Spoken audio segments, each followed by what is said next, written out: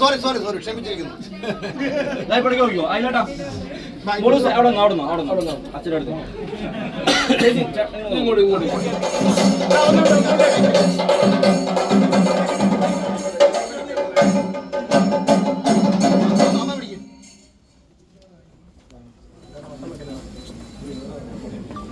ഇരുത്തിയല്ലോ.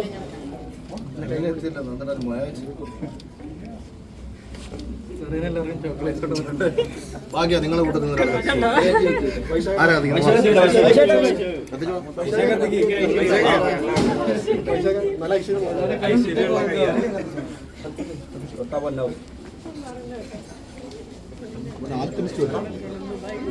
ഈ ഒരിക്കൽ ആൽക്കമിച്ച് സ്വർണ്ണം ഉണ്ടാക്കാൻ വേണ്ടി അപ്പൊ എന്നാ എല്ലാരും ഐശ്വര്യമായിട്ട്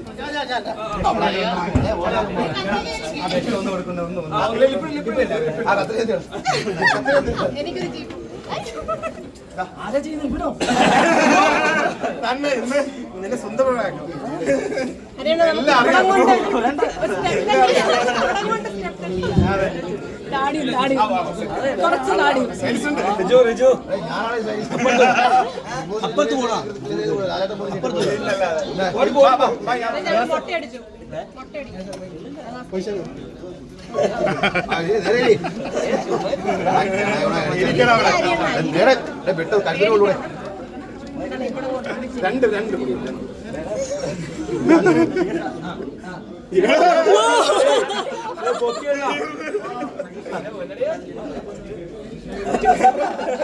അഭിപ്രായം പറയണം. ഹരിച്ചേട്ടൻ വിറച്ചിരിക്കുന്നു.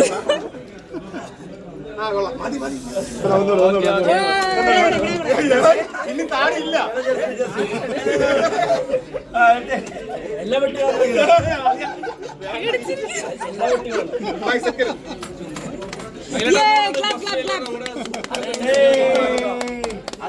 അത് വെട്ടിയ കുഴപ്പമില്ല.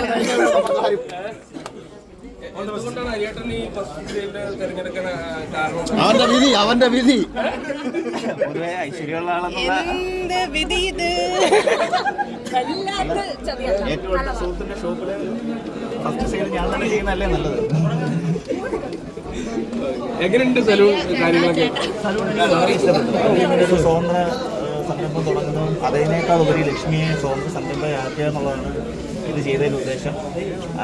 പുള്ളി ലക്ഷ്മിക്ക് ഒരു സ്വതന്ത്ര സംരംഭയാകണം, സ്ത്രീകൾ അതിലേക്ക് വരണം എന്നുള്ളൊരു ധാരണയിലാണ് ചെയ്തത്.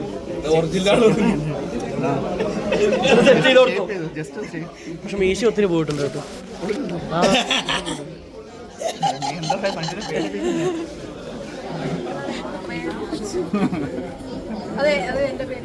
രാവിലെ 10 മണി തൊട്ട് 4 മണി വരെ നിന്നെ വീട്ടിൽ നിന്ന് മാറ്റി നിർത്താനുള്ള, അല്ല വൈകുന്നേരം വരെ മാറ്റി നിർത്താനുള്ള ടെക്നിക്ക്. ഞാൻ ഷോപ്പിങ്ങിനൊന്നും പോകത്തോണ്ടേ വീട്ടിൽ നിന്ന് എങ്ങനെയെങ്കിലും അവളൊന്ന് പുറത്തിറങ്ങിക്കോട്ടെ എന്ന് വിചാരിച്ചു. ഫോൺ വിളിച്ച് ഭയങ്കര ശല്യമാണ്. ഫ്രീ ടൈം 5 ദിവസമായാലും വിളിക്കാറുണ്ട്. അതില്ല, ഒരു അസുഖം ഉണ്ടെന്ന് അറിഞ്ഞാലും ഞാൻ വിളിക്കത്തില്ല. അതുകൊണ്ട് സത്യം ആശുപത്രി കിടന്നപ്പോഴും വിളിച്ചില്ല. അറിഞ്ഞു നമ്മൾ ശല്യം ചെയ്യണം. അപ്പൊ അതിലോട്ട് ഉപദേശം എന്തൊക്കെയായിരുന്നു? ഞാനിങ്ങനെ ഉപദേശം ലോകത്തിൽ ഏറ്റവും എളുപ്പമുള്ള പണിയും അത് പ്രാവർത്തികമാക്കുക എന്നുള്ളത് ഏറ്റവും പ്രയാസമുള്ള കാര്യമാണ്. ഉപദേശിക്കാറില്ല പറയും. ആൾക്കാർക്ക് നമ്മളെ ദ്രവിക്കാനുള്ള ആവശ്യത്തിലുള്ള കണ്ണട അതിലൂടെ ശോഭിച്ചു വിളിച്ചില്ലായിരുന്നോ?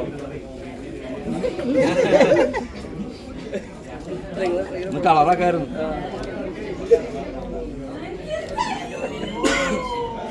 അഖിലേട്ട, ഇനാഗുറേഷൻ എന്നുള്ള ഫണ്ട് കൊണ്ടാണോ ഇത് ഈ സംരംഭത്തിനുള്ള തുടക്കം?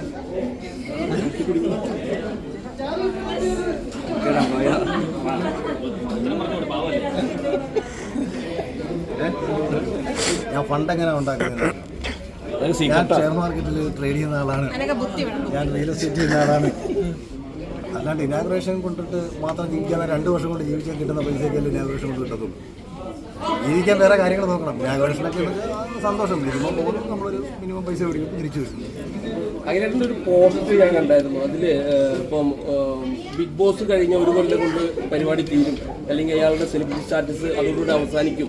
പക്ഷേ അഖിൽമാരാർ 1 വർഷവും 2 വർഷവും കഴിഞ്ഞിട്ടും ഉദ്ഘാടനത്തിന് പോയ സമയത്ത് ഭയങ്കര ആൾക്കൂട്ടവും ഭയങ്കര ഒച്ചയും ഭയങ്കര ബഹളമൊക്കെ ആയിരുന്നു. അപ്പം ശരിക്കും 1 വർഷം കൊണ്ടൊന്നും തീരുന്ന സംഭവം അല്ലല്ലോ. ഇത് നീ എന്നോടുള്ള അസൂയ കൊണ്ട് ചോദിച്ചാൽ എന്ത് സംഭവിച്ചത്? അല്ല, ഞാൻ ചോദിച്ചത് കറക്റ്റ് എല്ലാവർക്കും അങ്ങനെ കിട്ടണമെന്നില്ല. പല കണ്ടസ്റ്റൻസിനും മറന്നുപോയി ആൾക്കാർ ആരാണെന്നൊന്നും. അതുകൊണ്ടല്ല അത്, ഞാൻ മറ്റു വിഷയങ്ങളിൽ ഇടപെടുന്ന ഒരാളാണ്. പൊതുവേ സെലിബ്രിറ്റീസ് ഈ ജനകീയ വിഷയങ്ങളിൽ അങ്ങനെ ഇടപെട്ട് സംസാരിക്കാറില്ല. കാരണം എന്തെങ്കിലുമൊക്കെ നഷ്ടങ്ങൾ ഉണ്ടാകുമെന്നുള്ളൊരു പേടിയാണ്. ഞാൻ പക്ഷെ അങ്ങനെ നോക്കാറില്ല. സത്യത്തിൽ നഷ്ടങ്ങളാണ് സംഭവിക്കേണ്ടത്. എവിടെയൊക്കെ കൊണ്ടോ നന്നായി പോകുന്നു, അത് ദൈവാനുഭവമായിട്ട് കാണുന്നു. അഖിലേട്ടാ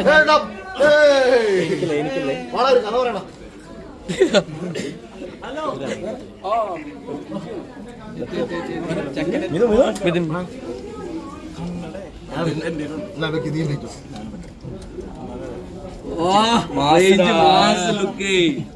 അഖിലേട്ടാ, ഞാൻ ഇനാഗ്രേഷന്റെ കാര്യം ചോദിക്കാൻ കാരണം എന്ന് പറഞ്ഞാൽ റോബിൻ റോബ് അതേപോലെ തന്നെ ബിഗ് ബോസിന് ഇറങ്ങിയതിന് ശേഷം കൂടുതൽ ഇനാഗ്രേഷൻ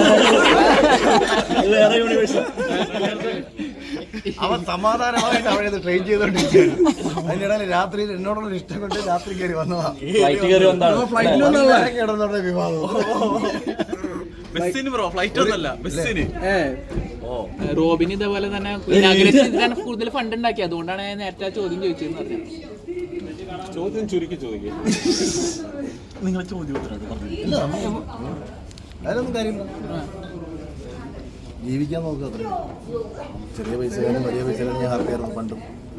ഒരു ഗതിയും പരഗതിയില്ലാത്ത സമയത്ത് ഞാൻ സന്തോഷത്തോടെ കിടന്നു തുടങ്ങി. ഇപ്പോഴും സന്തോഷത്തോടെ കിടന്നു തുടങ്ങും. നാളെ ഇനി ഇതൊന്നും ഇല്ലെങ്കിലും സന്തോഷത്തോടെ കിടന്നു തുടങ്ങും. അത് തന്നെയാണ് ഏറ്റവും വലിയ കോൺഫിഡൻസ്. ഇത്രയല്ലേ ഉള്ളൂ. അതുകൊണ്ട് തന്നെ സുഖം. നിങ്ങളുടെ ഗേൾഫ്രണ്ട്സൊക്കെ എന്താ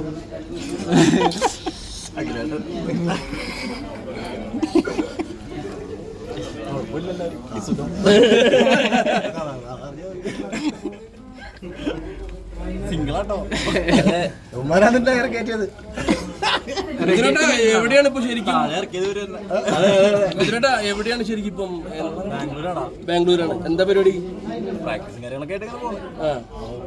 എല്ലാവർക്കും സുഖം? സുഖം. ഫുഡൊക്കെ കഴിച്ചാ? എല്ലാം ഞാൻ എൻ്റെ ചായ കുടിച്ചാ? ഇല്ല, ഞാനും കുടിച്ചല്ലോ. ഒരുമിച്ച് കുടിക്കാം. Ready, 1, 2, 3, start. Okay. Thank you. ഇത്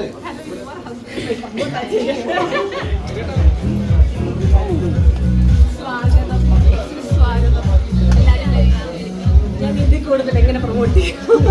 എല്ലാവരും പറഞ്ഞിട്ടുണ്ടല്ലോ. Thank you. ഞാനോ?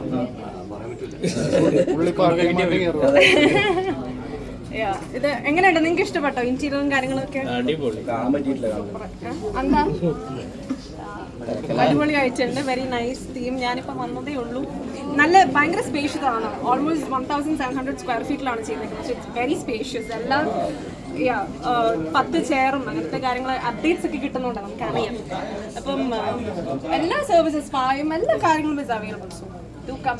എക്സ്പെർട്ടൈസ്ഡ് നെയിൽ ടെക്നീഷ്യൻസിനെയും ഹയർ ചെയ്യുന്നുണ്ട്. സോ അക്രിലിക് നെയിൽസും ചെയ്യാം.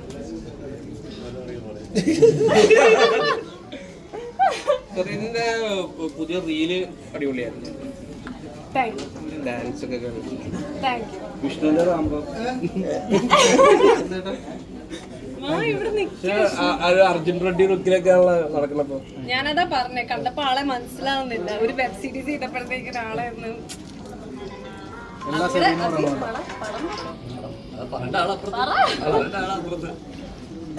എപ്പുറത്ത്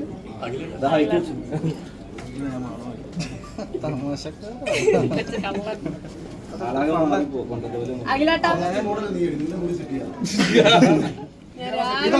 ഇവിടെ സംസാരിച്ചോളൂ. ഇതങ്ങ് ഒരു തരാം. സുന്ദരിയായിട്ട് നിൽക്കുന്നത് ഞാനും.